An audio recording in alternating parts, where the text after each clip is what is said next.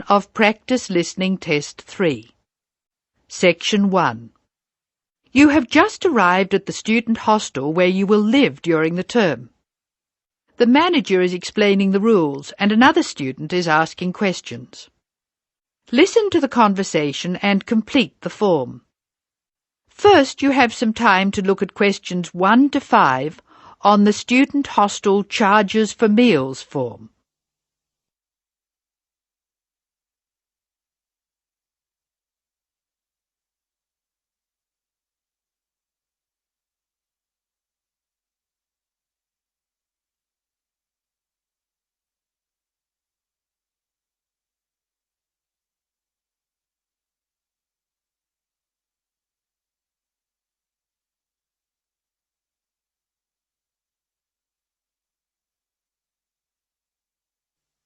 You will see that there is an example which has been done for you.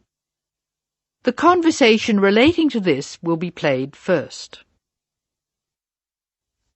Excuse me, I want to ask you about the charges for meals. Are they the same as they were last year? No, I'm afraid they're not. We've managed to keep most of them the same, but we've had to increase the charge for breakfast. How much is it now? It's $2.50. It used to be $2. I see. What about lunch? It's unchanged, still $3. Breakfast costs $2.50, so the change has been written in. Lunch still costs $3, so the information has been ticked. Now we shall begin. You should answer the questions as you listen, because you will not hear the recording a second time. Now listen carefully and answer questions 1 to 5. Excuse me, I want to ask you about the charges for meals. Are they the same as they were last year? No, I'm afraid they're not. We've managed to keep most of them the same, but we've had to increase the charge for breakfast. How much is it now? It's $2.50. It used to be $2. I see. What about lunch? It's unchanged, still $3. Does dinner still cost $3? Yes, it does. We've managed to keep the prices down this year, but the best deal is the 3-meal plan for $48 per week. We give you vouchers to present when you come into the cafeteria, and you get 21 meals for your $48. That works out to a little more than $2 a meal. The 2-meal plan is also at last year's rates of $36 per week. We give you vouchers for that too. My sister was in this hostel before me. I'm sure the hours for breakfast used to be longer. Yes, they were. They used to be 7 to 9:30, but to keep our expenses down, we made them 7 to 9. Lunch is the way it was, though. Hold on, dinner, 6 to 7:30, isn't that a change? Yes, it is, and in fact the form is wrong. It used to be 5:30 to 7:30, but now it's 6 to 8 p.m. 6 to 8 p.m, that's good. So, which plan would you like? I'd like to think about it, please. I need to check my lecture schedule. Now look at questions 6 to 8. Listen to the conversation between the student and the manager and match the places in questions 6 to 8 to the appropriate letters A to F on the map.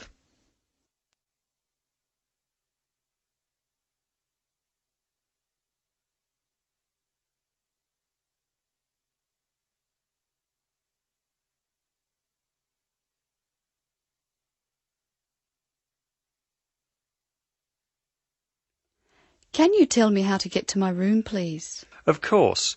You're in the new wing, which is very freshly painted and pleasant. But I'm afraid you're going to have to go to a couple of other offices before you can have the key. You're in the admissions office now. Leave this office and turn right and go to the end of the hall. The last office is the fees office, where you can pay the balance of your room deposit. They'll give you a receipt. Okay. After you've been to the fees office, come back past admissions. You'll see a very large room at the northwestern corner of the building. You can't miss it. That's the student lounge, and if you go in there, you can meet some of the other students and see who'll have a room near you. That's good. Can I get a cup of coffee there? Yes, there's a vending machine in the corner. Then go to the key room, which is opposite the lift and next to the library. Show them your receipt and you can pick up your key there. My luggage was sent on ahead. Do you know where I should collect it? The box room is next to the women's toilet. You'll have to get the key from the key room. Thank you. That is the end of section 1. You will now have some time to check your answers.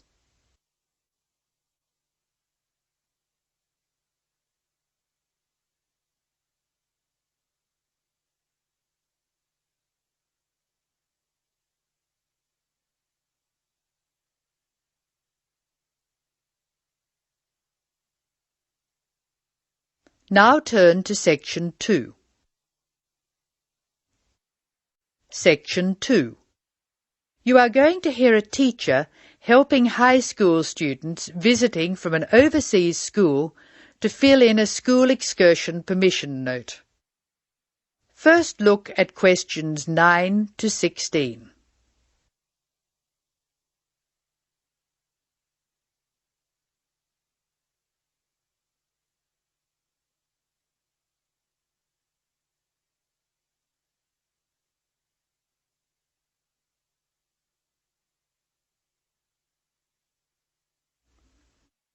Listen while a teacher tells you how to complete the school excursion permission note.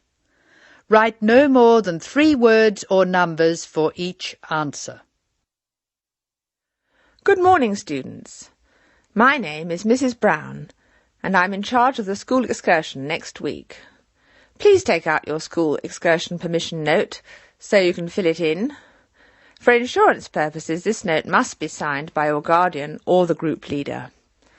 First of all, fill in the name of your class. Everyone here is in 3A, aren't they? So write 3A where it says class.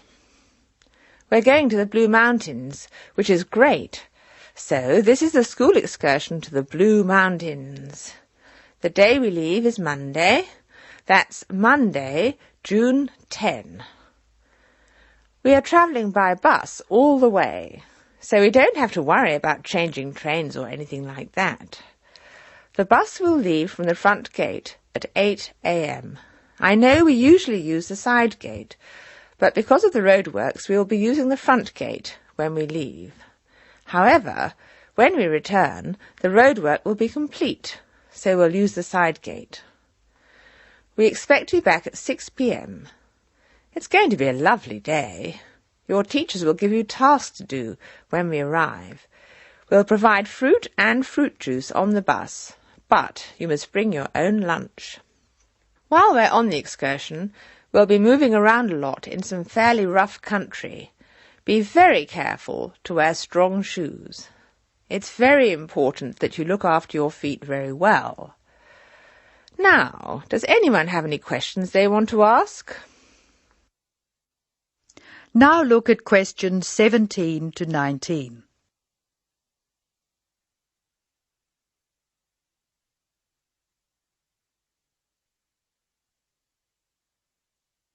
As the talk continues, answer questions 17 to 19. Write no more than 3 words or numbers for each answer. No questions? OK. I'd just like to fill in a few more details. The bus should arrive in the Blue Mountains at 11 a.m. We'll have time to do the first of our tasks before lunch. The bus is not a new one, but it does carry one piece of special equipment, a first aid kit. I certainly hope we won't have to use it, but it's nice to know it's there in case we have a medical emergency. The other class on this excursion is 3B, so I know it'll be a good day. The last time 3A and 3B went out together was a thoroughly successful excursion. That is the end of section 2. You will now have some time to check your answers.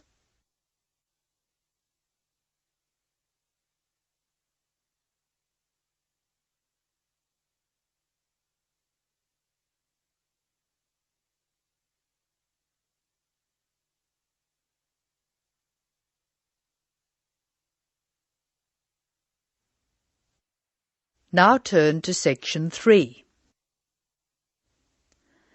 Section 3. In this section, you will hear a conversation between Mrs. Lamb, a member of the staff in a large hospital, and Andrew, who is a student in the nursing school. Mrs. Lamb is explaining the rules about visiting hours in the hospital. Look at questions 20 to 25.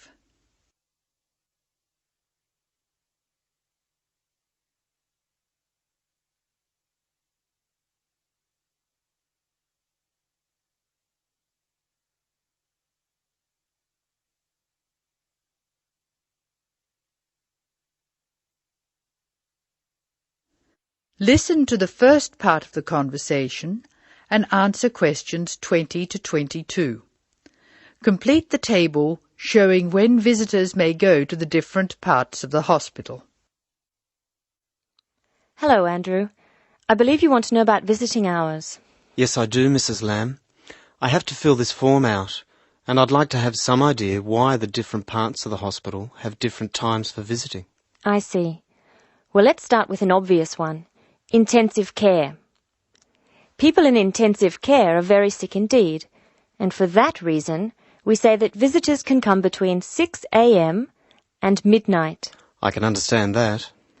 At the other end of the scale, our maternity patients are usually quite well, but we restrict their visiting hours from 8 a.m. to 8 p.m. We find they get very tired if we permit visitors all the time. I see. What about the surgical wards? The doctors prefer to do their rounds early in surgical, so visiting hours are 9 a.m. to 9 p.m.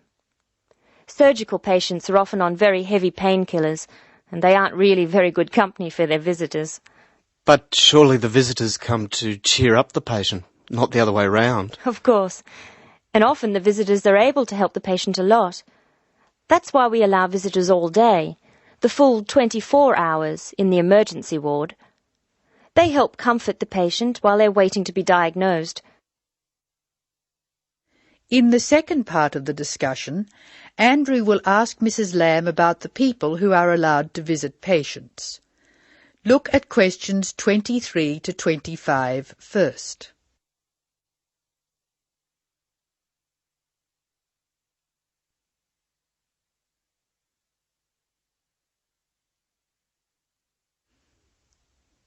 Complete the table showing who is allowed to visit and the number of visitors permitted.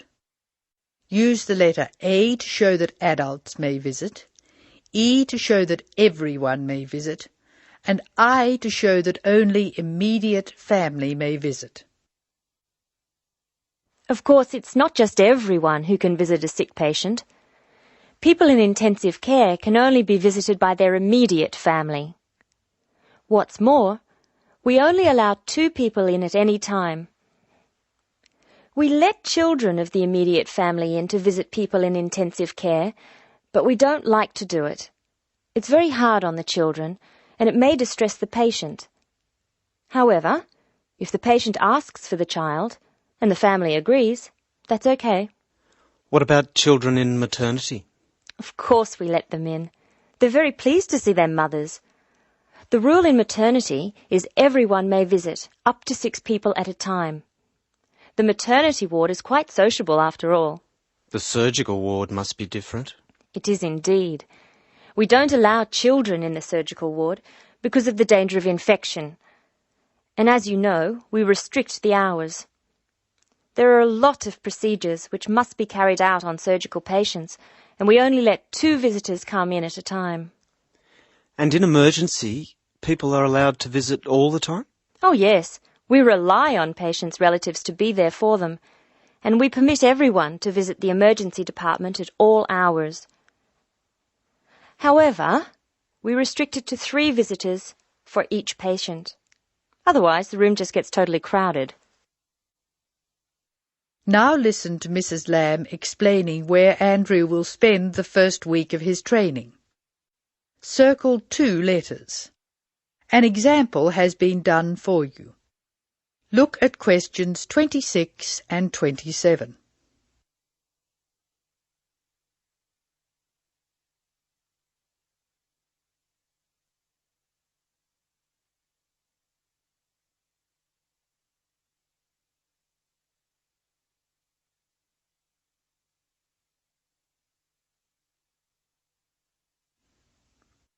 Circle 2 letters in each answer. Now I have your schedule for the next week's observation sessions. Are you ready? Yes. Where do I start? On Monday, you'll be in male surgical in the morning and in female surgical in the afternoon. You'll be following Dr. Shea on her rounds. Thank you. And on Tuesday? On Tuesday, you'll be with Dr. Thomas in the morning and Dr. Robertson in the afternoon. No, that can't be right. You're with Dr. Thomas in the afternoon and Dr. Robertson in the morning. Do I ever get to see Dr. Kim? Yes, you'll be with Dr. Kim on Thursday and Friday. She'll take you through the children's ward and through our new teenage ward for 12 to 15-year-olds. Great. I've read a lot about that new ward. Will I see the schoolroom? Maybe another time. Now look at questions 28 to 30.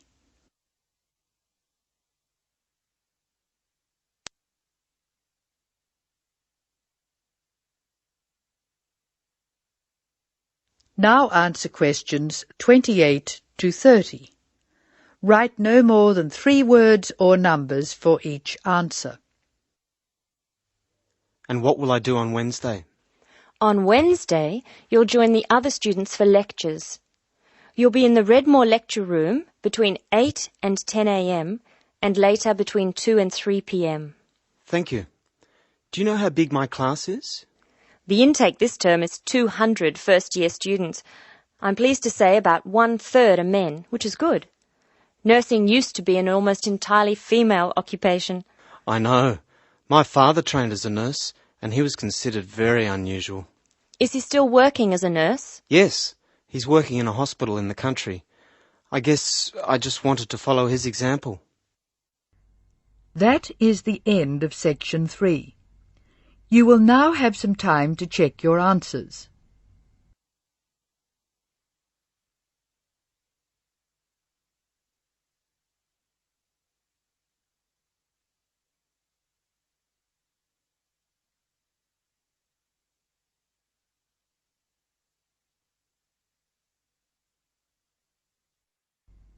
Now turn to section 4.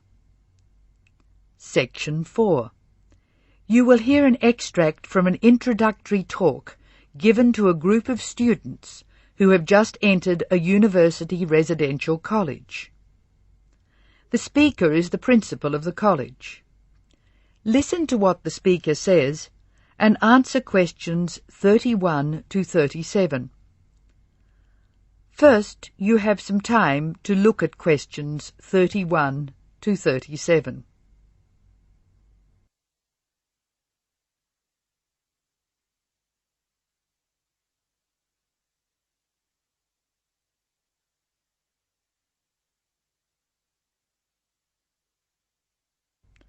Now listen carefully and answer questions 31 to 37. Good morning and welcome to Scholastic House. I am delighted to see you here. It is my duty to explain to you some of the history of our college and some of the traditions which I hope you will uphold. The idea for Scholastic House was expounded by Samuel Wells in 1898. Wells was a visionary whose ideas were well ahead of his time. He wanted a college which would encourage friendship between people of different races and nationalities. Wells died in 1900 before he could see the college in action. Scholastic House finally began operating in 1903 with 10 students. Those students came from Asia, Europe and the Americas. At that time, Scholastic House accepted only male students, although it has been co-educational since 1963. 9 of these foundation students went on to lead illustrious lives. The only exception died tragically on his way home from Scholastic House to Sarawak.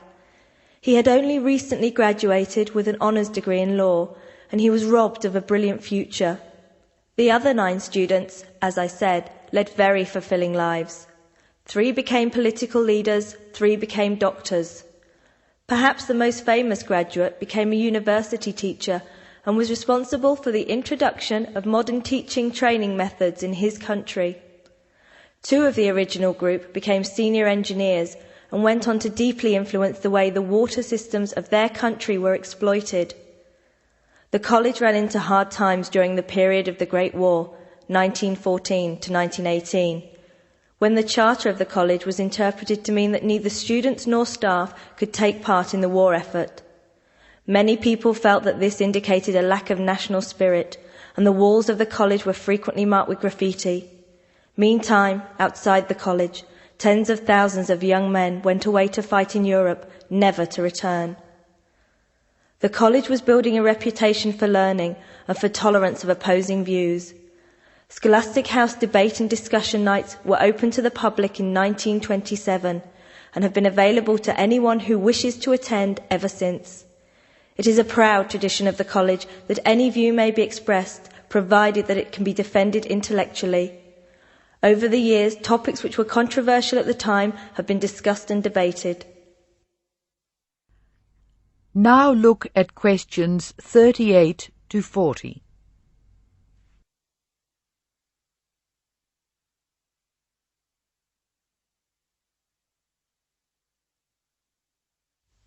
As I said, the college has a proud history of publicly examining controversial issues. Why should we do this? The publicity we receive is often sensational, and there is no joy in encouraging argument for its own sake. In fact, that sort of discussion just increases tension. The only legitimate reason for our behaviour is that it casts light upon the topic in question and informs the debate. And controversial topics are the ones which most need informed attention. As the world forges ahead, we often find our scientists have outstripped our philosophers. We frequently develop scientific marvels without realizing their full implications. Nowhere is this more obvious than in medicine. We are now able to keep people alive far longer than before. But this medical ability must be measured in relation to the quality of those lives. I urge you to spend your time at Scholastic House wisely. You are the heirs of an excellent academic tradition of which we can all be justly proud. It is your responsibility to continue this tradition of querying where our world is going. Progress is not always upwards. I wish you every joy in your time here, and I hope that I will hear much well-informed debate from you. That is the end of section 4. Now you have some time to check your answers.